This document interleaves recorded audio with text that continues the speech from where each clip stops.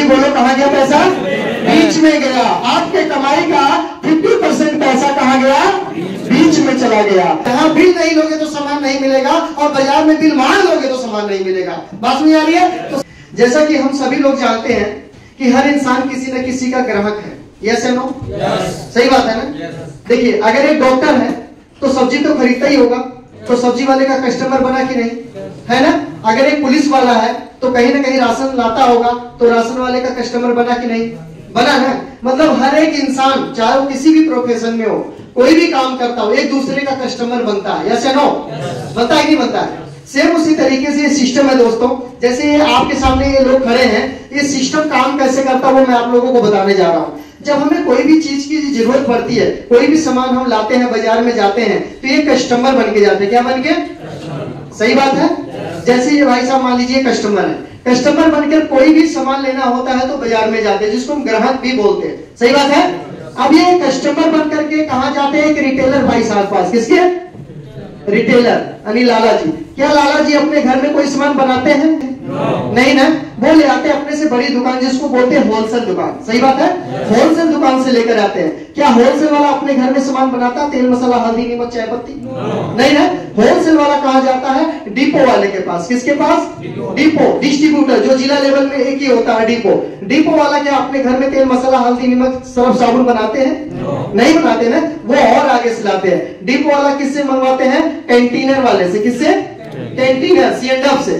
कैंटीनर का काम होता है फैक्ट्री से माल उठाना, स्टेट बाय स्टेट पहुंचा देना।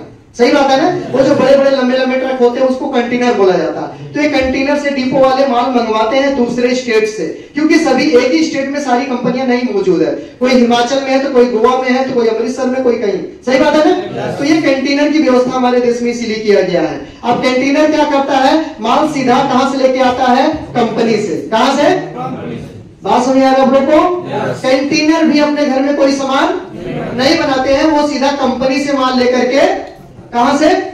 कंपनी से। अब कंपनी से जब कोई माल उठाते हैं कंटेनर, और डिपो वाले को जब कंपनी का आती है इनसे ना सामान लेने के लिए, कंटेनर वाले से और डिपो वाले से जब कंपनी बोलती है कि सामान मेरा ले लो, तो ये लोग क्या बोलते हैं? भाई आपके सामान को कौन जानता है? पहले तो लोगों को पता होना चाहिए कि आपने बनाया क्या, आपने बनाया क्या। तो इन्होंने क्या किया है? अपने सामान का प्रचार करने के लिए, टीवी पे ऐड चलाने के लिए, पेपर में प्रचार करने के लिए इन्होंने क्या किया? कंपनी वालों ने बीच में एक सेलिब्रिटी को रखा, जिसको हम हीरो हीरोइन या क्रिकेटर बोलते हैं। सही बात है ना? बीच में इनका वो सपोर्ट लेता है कंपनी वाला, इनके द्वारा प्रचार करवाता है। जैसे अमिताभ बच्चन जी बोलते नहीं है, ठंडा ठंडा कूल कूल नॉर्थन बोलते हैं ना, ऐसे इनसे प्रचार कराया जाता है। अच्छा, कोई भी सेलिब्रिटी क्या फ्री में प्रचार करता है? नहीं ना, पैसा लेता होगा। क्या 1-2 लाख में काम चल जाता होगा? नहीं, करोड़ों रुपया लेता है। कितना? करोड़ों रुपया वो लेता है। तो ये प्रचार करने वाला करोड़ों रुपया ले लेता है। अब समझ लीजिए, अगर ये कंपनी ने 5 रुपए का पेन बनाया, कितने का? बड़े ध्यान से समझना, मैं आपको ये बताने की कोशिश कर रहा हूं, आप मेहनत तो कर रहे हो, परिश्रम तो कर रहे हो, पैसा तो कमा रहे हो, बहुत ज्यादा दिन रात तो लगा रहे हो, लेकिन पैसा बच क्यों नहीं रहा? मैं ये क्लियर करना चाहता हूं। देखो, जब पता चल जाए पैसा क्यों नहीं बच रहा है, तो पैसा बचना शुरू। सही बात है कि नहीं? तो आज हम आपको बताएंगे पैसा क्यों नहीं। मान लो कंपनी है, इन्होंने 5 रुपए का पेन बनाया। कितने का? 5 का बनाया। तो क्या ये 5 रुपए का पेन इधर से करोड़ों रुपया का प्रचार होते हुए, इतने लोगों के पास होते हुए, ये 5 रुपया का पेन क्या कस्टमर के पास 5 में मिलेगा? हाँ जी, बात समझ में आई आपको? नहीं है? दोबारा बता दूं, कंपनी ने 5 का सामान बनाया। ये बाजार की बात कर रहा हूं। किसकी बात? बाजार की। आज आप जो वहां बैठे हो ना, अभी मैं लास्ट में बात ले आऊंगा, लेकिन ये बात बाजार की हो रही है, जहां से आपके घर में कपड़ा, तेल मसाला, हल्दी नमक चाय पत्ती सब कुछ आता है। तो ये कंपनी ने 5 का सामान बनाया, इन भाई साहब से करोड़ों रुपया देकर प्रचार करवाया। सही बात है ना? अब ये करोड़ों रुपया प्रचार किए, तो ये अपने घर से कंपनी नहीं देती है, इस पेन के ऊपर वो डाल देती है पैसा। तो यहां से चला करोड़ों का प्रचार, इनके पास आया, C&F डिपो के पास, होलसेलर कंटेनर के पास, अपना रिटेलर के पास, उसके बाद यहाँ आ गया कस्टमर के पास। अब 5 का सामान वहां से चला, क्या यहाँ 5 में मिलेगा? हाजी नहीं ना। 5 का भाई साहब जब यहाँ से पेन बनाते हैं भाई साहब, तो अपना पैसा 1 रुपया डालकर 5 रुपए का तैयार हुआ, 1 रुपये कमाई डालकर इनको 6 रुपया में देते हैं। ये भाई साहब यहाँ पे 7 रुपया में पहुंचाते, 1 रुपया भी कमाते, यहाँ 8 में पहुंचाते हैं होलसेल के पास। होलसेल वाला 1 रुपया कमाता है और रिटेलर भाई साहब को 9 रुपया में देता है और 9 रुपया रिटेलर भाई साहब लेते हैं, तो इनको कस्टमर को कितने में, यानी बना 5 रुपए में और पहुंचा 10 रुपए। इसका मतलब जो सामान आप खरीद के लाते हैं वो डबल रेट का पड़ जाता है, ऐसा ना डबल रेट बढ़ जाता है। आप देखो बड़ी मेहनत से पैसा कमा रहे हो और कमाने के लिए आपने घर छोड़ा, दुआर छोड़ा, अपना शहर छोड़ा, अपना गांव छोड़ा, मम्मी पापा को, वाइफ को, बहन को, सबको, कई लोग परदेसी आदमी जो सबको छोड़कर पैसा कमाने आए हैं। सही बात है, गलत बात है? लेकिन कमाने के बाद भी पैसा बच नहीं रहा है, क्योंकि पैसा इस सिस्टम के द्वारा घूम कर आ रहा है, जो काफी पैसा हमारा नुकसान हो जा रहा है। बात समझ में आ रही है? अब ये सामान 5 का जब बनाए, जब इन्होंने 50 का कोई किलो 2 किलो का पैकेट 50 का बनाया, तो इधर से घूम कर आते आते भाई साहब के पास कितने हो गया, 100 रुपए का। कितने का? क्योंकि सभी लोगों ने 10-10% पैसा कमीशन कमाया। बात समझ में आ रही है आपको? सभी ने, बीच वालों ने 10-10% पैसा कमाया। यहाँ से 50 रुपए का चला और यहाँ तक कितने का आया, 100 रुपए का। ठीक है ना? उसी तरीके से कोई 500 का साड़ी सूट ये बनाते हैं तो प्रचार करवाते हैं, जैसे ऐश्वर्या राय आती कहती लक्ष्य लगाओ गोरे हो जाओ। यहाँ से 500 का सामान प्रचार हुआ और इधर से घूम कर आया तो 1000 रुपए का सामान हो गया। आपका 50% पैसा कहाँ गया? कहाँ गया? तेजी बोलो, कहाँ गया पैसा? बीच में गया। आपके कमाई का 50% पैसा कहाँ गया? बीच में चला गया। अब यहाँ पर कंपनी ने देखा कि इस तरह से हो रहा है लोगों का नुकसान। क्या हो रहा है? नुकसान हो रहा है। तो नुकसान से बचाने के लिए कंपनी ने क्या किया? सबसे पहले काम क्या किया कि ये जो प्रचार वाले थे, ये अपना सेटअप वाले थे, डिपो वाले थे, होलसेलर और रिटेलर वाले, इन सभी लोगों को, जितने भी लोग थे, इन लोग एक काम और करते थे, मिलावट। आजकल बाजार में कहां शुद्ध सामान आता है? नहीं आता ना।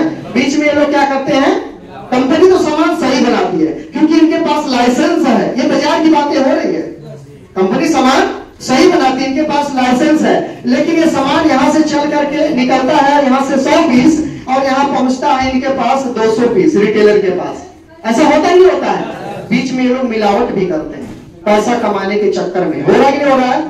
ये भी करते हैं। तीसरा नंबर का नुकसान, ये 2 नुकसान हो गया। पहला तो डबल रेट हो गया, दूसरा डुप्लीकेट भी बीच में करते हैं। होता ही होता है। तीसरा, जब कोई भी सामान रिटेलर भाई साहब से कोई भी कस्टमर खरीदता है, क्या रिटेलर भाई साहब पक्का बिल देते हैं? नहीं देते हैं। मतलब टैक्स की चोरी भी होती है। तो इस बाजार से, इस सिस्टम से सामान खरीदने से 3 नुकसान होता है। कितना नुकसान? पहला तो डबल रेट, क्योंकि सामान घूम कर आता है। दूसरा, बीच में मिलावट करते हैं जिससे डुप्लीकेट भी सामान आता है। तीसरा, कोई भी पक्का बिल यहाँ से नहीं मिलता जिससे टैक्स की चोरी भी हो रही है। नहीं, आप लोग के साथ ऐसा हो रहा है कि हो रहा है? हो रहा है ना। इससे बचना चाहिए, बचना चाहिए। कितने लोग बचना चाहते हैं? एक बार एडवाइस करेंगे जो बचना चाहते हैं। चाहते बचना? चलिए शानदार ताली बजाइए। मैं बताता हूं बिल्कुल।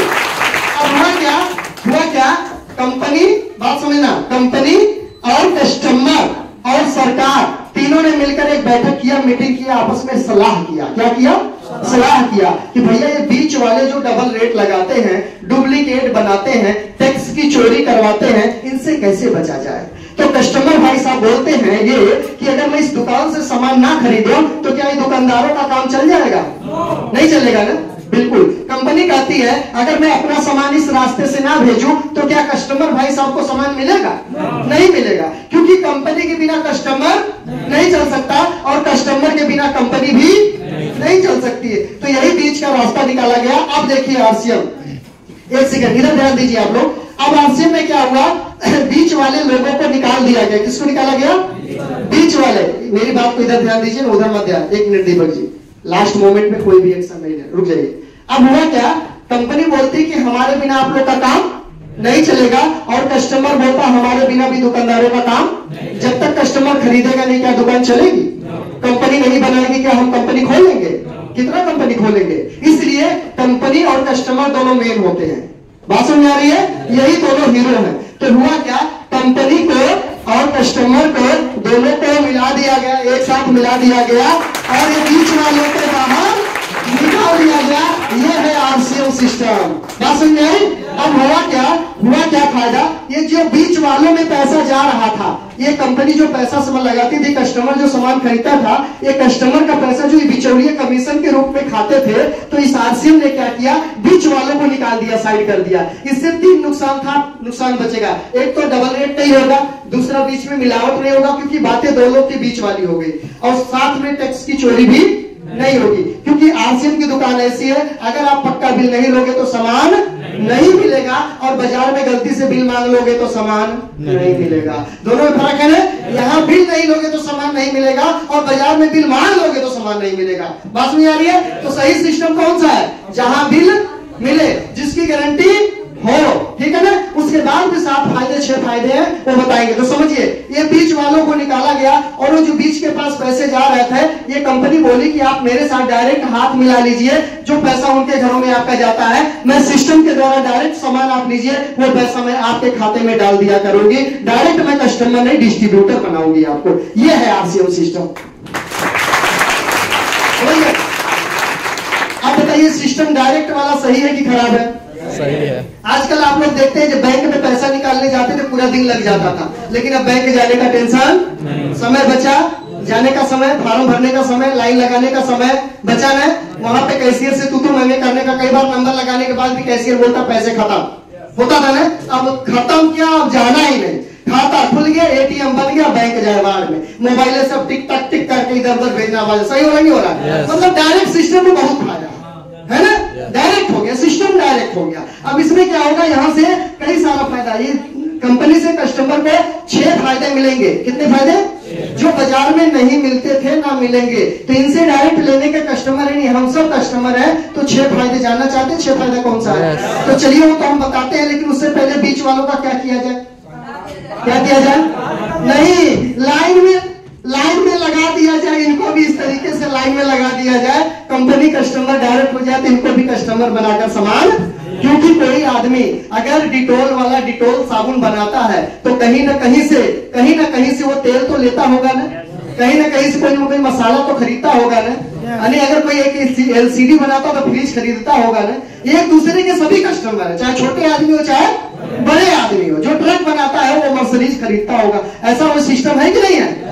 बिल्कुल है। तो कोई ना कोई एक दूसरे का कस्टमर है, तो ये फायदा है। एक बार शानदार तालियां इन सभी लोगों के लिए, प्लीज आप बैठ जाइए, आप बैठ जाइए और बाकी